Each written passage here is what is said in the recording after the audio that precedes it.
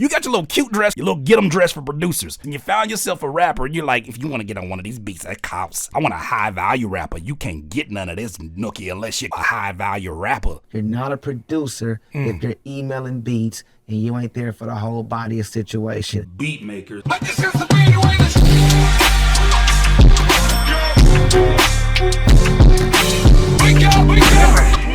Producers. I hate you too, little nigga. Oh, you producers, you. I still hate you. This interview that included Robert Glasper and Terrace Martin talking to Hard Knock TV went viral in the producer community. And boy, when I tell you, them producer panties was in a twist. Somebody gonna have to tell the truth, and I'm gonna tell it. Well, why is that, Curtis? Was it about kicks and snares? No, I have been away from the producer community for damn near 4 years. And you still talking about the politics of beat makers versus producers. Go on my channel. I got videos from 2015, 2016 talking about the same. Well, for whatever reason, somebody woke it back up and had another conversation about it because Terrace Martin said what many of us have heard who have had experience in the industry. We knew this already, but for whatever reason, producers chose to get in their panties about this. Listen to this clip and let's talk about it. On your Twitter timeline, you said not every beat maker is a producer. What made you put that? I was at a little studio with some friends of mine and I heard some songs I like. I said, who produced this? The rapper said, me, because he came from my class where I talk about producing, beat making. Anyway, the guy that did the beat said, me, I'm the producer, man. Don't take my credit. I'm the producer. So I said, oh shit, hold on. Because I was on the east side of LA. These things could get vicious over here. Hold on, fellas, hold on. What did you do? He said, man, I sat there in my mama's house. I made the beat. I sampled that and did that and made the beat. I said, so how do you get the beat? He said, I emailed him the beat. I said, oh. Who wrote the hook? He said, he did. Who put the hook right there? He did. Who came with the concept? He did. Who mixed it? He did. Who shortened it? He did. Oh. So you're the beat maker and he's the producer. Somebody gonna have to tell the truth, and I'm gonna tell it. For those of you that are from my main channel and we talk about things that are outside the producer space, let me explain this to you. The producers in here already get this, but Terrace Martin, who is obviously well accredited, he is a talented musician, hands-on musician that has been part of some of the most legendary projects, including To Pimp a Butterfly, a lot of Kendrick's albums. He's had his own successful solo career as producer of other artists, and he knows what he's doing, and he spends a lot of time in that studio with a lot of legends, including folks like Quincy Jones, rest in peace. With that said, there's always been in the studios this separation of someone who may have added drums to a beat, may have even sampled and added some keys to the beat, but they pretty much make what is considered sort of the beginner template or the beginner foundation. In the scope of what it takes to take that beat and turn it into a song and turn it into this arrangement that is prepared for mass consumption by an audience, maybe through radio, maybe through television, that requires something called a record producer. Traditionally, it's called a record producer, but people use it synonymously with music producers. There's been two sides of the coin with this, in that I've argued in the past that some record producers do be power tripping. They like belittling people in the room. Some of the ones who are assholes. Why? Because if they belittle you and you stay in your place, you'll take a smaller percentage of these records. Somebody gonna have to tell the truth, and I'm gonna tell it. And they'll get a larger chunk of the split of the record. Some people abuse that, absolutely. Matter of fact, we're in the era now where you may look at the production credits of a song and see 8 different producers on there. And guess what? Not every one of them actually produced the record. Some people may have added an instrument. Some people may have added some ideas. Now they got it to the point where some people may just put people in the same room. Like if I call you and then you call the homie and put you in a room, I get a percentage of the record, but I ain't do shit. But in this situation, he talked about the relationship between one singular beat maker and one singular artist. Now, he produced a beginning part of the process. But if you want to produce an artist, Terrace Martin's about to give you a little bit more information about that. And a product. Let's hear. You still get some publishing, you get your writers, but let's just call it what it is. You know what I'm saying? And I come from an area, and me and my folks still talk about this, though, where if you a dude sitting at your mama house or your big ass studio doing beats, and once you email those beats to an artist and they come with all these things, even down to who's gonna mix the record, and you just sitting back getting the money with the producer, that you're not the producer. Don't lie to yourself. And don't let them lie to you. You're the programmer, you're the beat maker. You are a writer on the song, but you're a beat maker, you're a programmer. Producing is a responsibility. Hello. You know, and producing doesn't all mean all the time who did the beat, who played on this. Sometimes producing is who had the gadgets mentally to get everybody of this caliber in the same room to make something happen. Y'all ain't gonna like that shit. Now, I'm pretty sure whoever clipped that and made it go viral recently probably left this part out of it, but this is important. In the past videos, you'll find clips of me saying, I don't like when these industry producers do this shit. I don't like it. Guess what? I was a bitch ass nigga then. Somebody gonna have to tell the truth, and I'm gonna tell it. If you came here from producer empowerment, sit your bitch ass down. This is not what this is. Now I get it.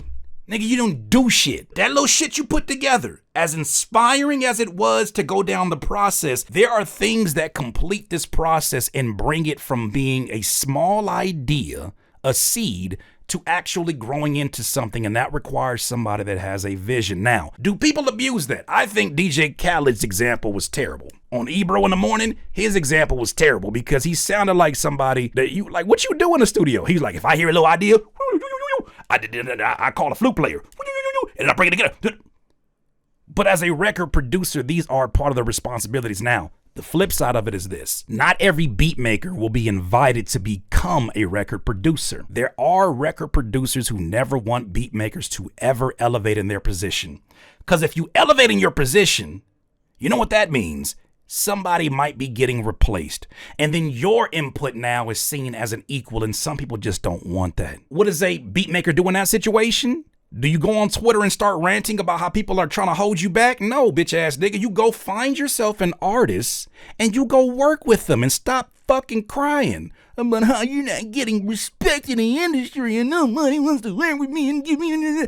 Go find yourself an artist. DIYers, real quick reminder. If you enjoy these reactions and you want to go a little bit deeper, we got a private Patreon community waiting for you. On the Patreon, you get access to a private Discord, early videos, and full replays of the live streams that you won't see anywhere else. So if you support independent media and want to actually be a part of the process, hit the Patreon link down below in the description. Join the DIYers and let's keep this independent. #RR.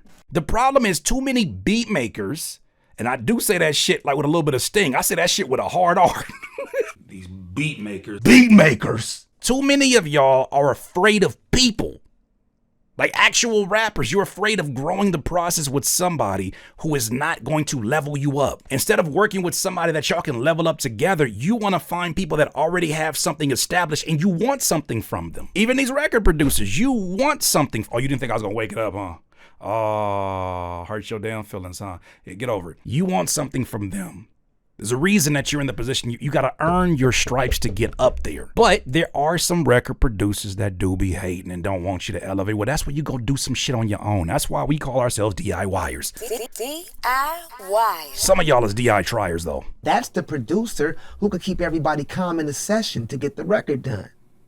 When can't nobody else get the high E flat out of this singer, because they all say she can't do it because she uses auto-tune the fucking time, who could get the high flat in tune? The producer.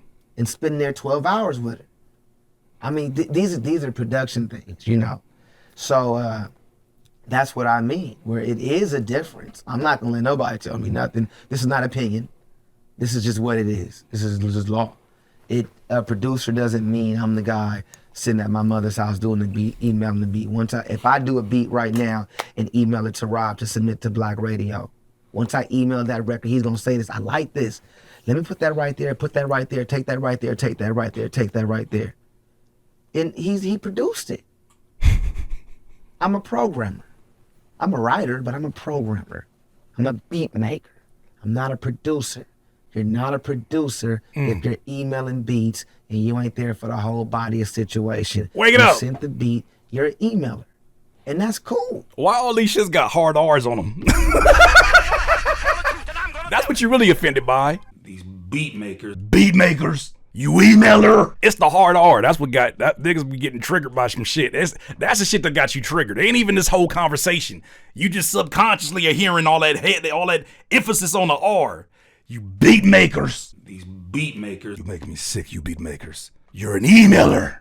That shit emailer is crazy because that's not even a word you're gonna find in the dictionary. What did he say that was offensive? I can't believe this became a trending topic amongst the producer community. Do you understand why niggas look at us like bitches? Do you understand why people look at the producer community and say, bitch, bitch, bitch, bitch, bitch, bitch, bitch, and that's gender neutral. Bitch, bitch, bitch, bitch, bitch, bitch, bitch. Why can't I be a producer and I produce things? Cause you talk like that. Cause you offended by calling a he emailer. Hey, watch your mouth, buddy. He's telling the absolute truth. But there's more to this. You're an emailer. Let's just start getting things. Knowing that he high as hell and they kicked in 40 seconds later, that shit felt hilarious. You got male head ass beats. Oh shit. They starting to pile in. You might not want to read these comments. As Teddy Riley says, you're not a producer, you're a reducer. Damn. I mean, let's just start getting things That's another one with a hard R. Reducer. back into perspective.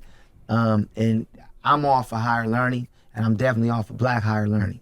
So I want all my people to understand, don't be lied to. Come on. Don't think you're a producer, but you can become one if that's what you want to be one. Yeah. You know? But this shit comes with responsibility. A lot of it. But if someone like this is saying this, why would so many producers who ain't never did shit but be dipshits think that their opinion holds some kind of weight? Why do you think that I like to say something. Who are you? I'm Doodoo Beats. You think you know more because you have fun on FL Studio? Y'all some hoes and they know it. And this being called out. I'm back here to talk some shit. Get out your feelings and go find you an artist to work with. It's that easy. Go find you an artist and build with them. Stop trying to build on top of people and use them as pedestals.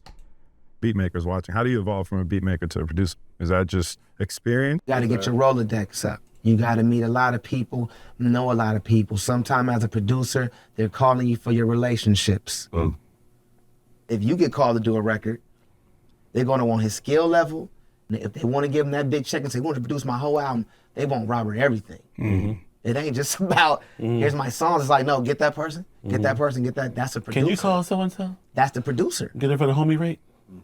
That's the producer. That's the producer of the record. If you ain't got no network for them to call upon, if your only skill is putting together the first part of the factory assembly line, that is music production in this environment, if you can't play no instruments, if you can't give no input on the records, bitch, what do you do?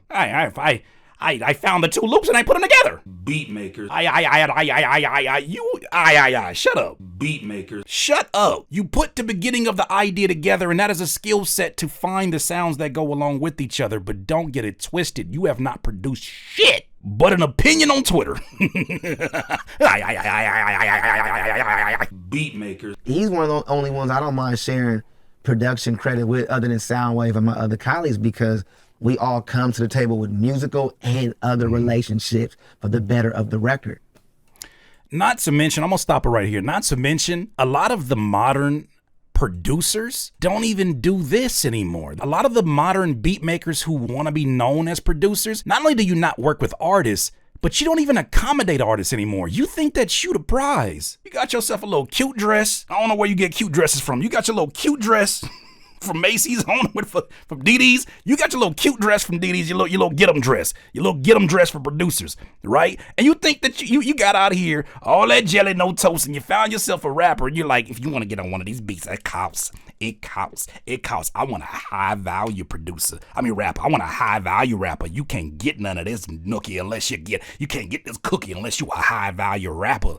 That's what you sound like. But you don't bring nothing else to the table. And matter of fact, you don't even produce for them. You don't even accommodate them. Listen to what Terrace Martin said in this interview about Dr. Dre and how accommodating a Dr. Dre is, even in the presence of Terrace Martin, who he himself says, I need to earn the title of producer. Listen to this. Mix that album, except one song called Real. So he's saying that Ali mixed this album. He mixed everything on this album, which is the Good Kid, Mad City album, except for one song. I walked into the studio. Ali was about to have it up on his desk, and Kendrick was there. And I remember asking Ali, "Hey, I want Dr. Dre to mix my record, bro." That record, I said, "Man, will you mix this record?" Yeah. Wow. Get him the files! Get him the files! Get him the files now! Get him the files! Everybody know Dr. Dre mix your records. Dr. Dre got a way of making a sound that is 3D sound 8D. I know it's not the Detox album, but it's the Compton album. Listen to them sounds. I remember having my headphones and I heard corners of my headphones I did not know even existed. Do you hear me? It sounded so much like a movie. His mixing is out of here. And he got that files. I remember he was in that front room, that Interscope studio. When I walked in, he was just on the desk. And I remember me saying, are the cymbals too loud? How do you want? And I was just like, bro. Wow. I said, I've been doing this wrong my whole life. Wow. So Dr. Dre, in the midst of him mixing it, where Terrace Martin says, look, man, hey, yeah, look, you do what you do because you Dr. Dre. Dr. Dre, being who he is, the legend that he is, has the humility as the record producer in the room to look back at Terrace and ask him, are those cymbals too loud to your liking? You should sit your dumb ass down and really think about the humility that requires. And I'm talking to the people with such a strong opinion about everything that these folks do that you don't understand. Do you understand Dre, being the legend that he is, working on Good Kid, Mad City? He's mixing one record on here and he looks back at Terrace and he says, you good with that? He ain't got to consult with nobody. But that's how he did it. If he sets that example, to me, it's like working at a new job. I remember this happened with me. I worked at Quiznos. First day I worked there, my uniform was clean. I was getting ready to start making a sandwich. And the owner of the building, or the owner of the business, said, hey, look at me. And I looked and he said, I'm the owner and I threw the trash away. So what do you think I expect of you?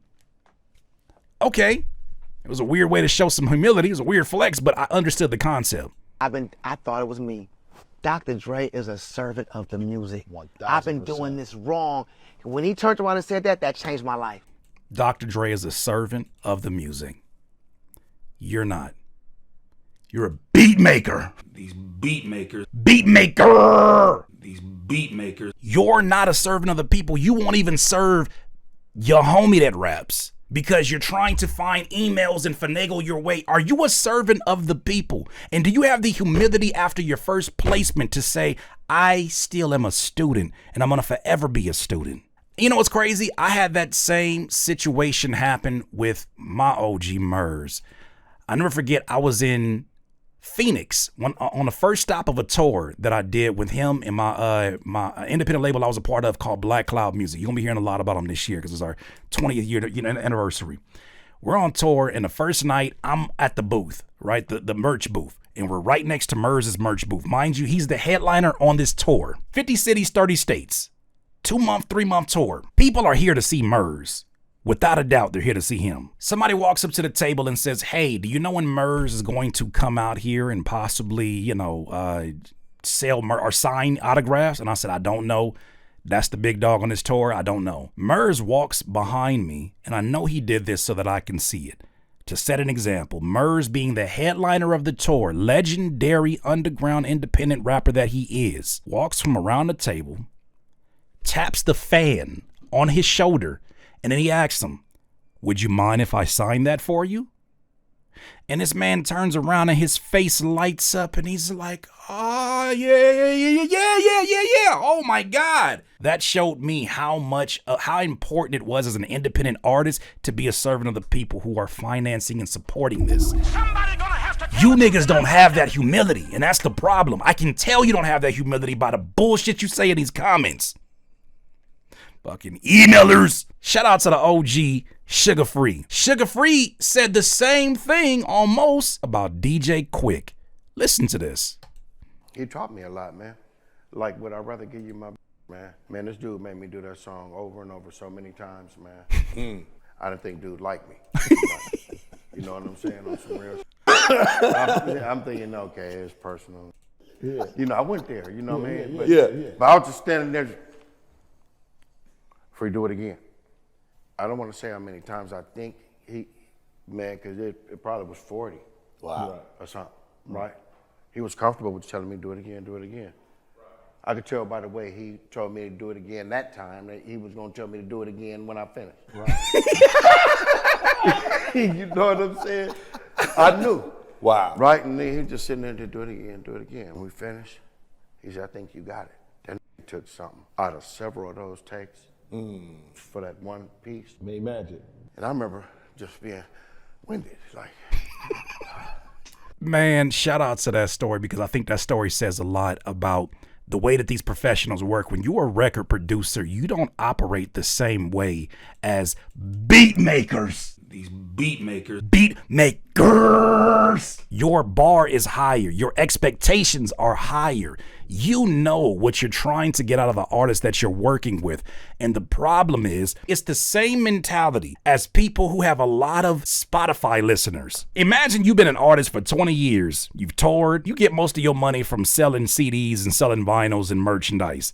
And you only really got, like, let's say 40, 50,000 listeners on Spotify. And a snotty-nosed kid who's figured the internet out and even how to bot some of that shit comes up to you and says, is this you? Yeah, I figured it was. You only got 50,000 listeners. I've got 75,000, and I've only rapped since like pretty much 2 months ago, like 2.5 if I'm being technical. You want to do a song together?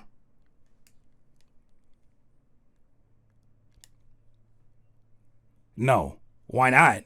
We're pretty much the same artist, because like look at our numbers. That to me is the same mentality you snot-nosed, bitch-ass producers got.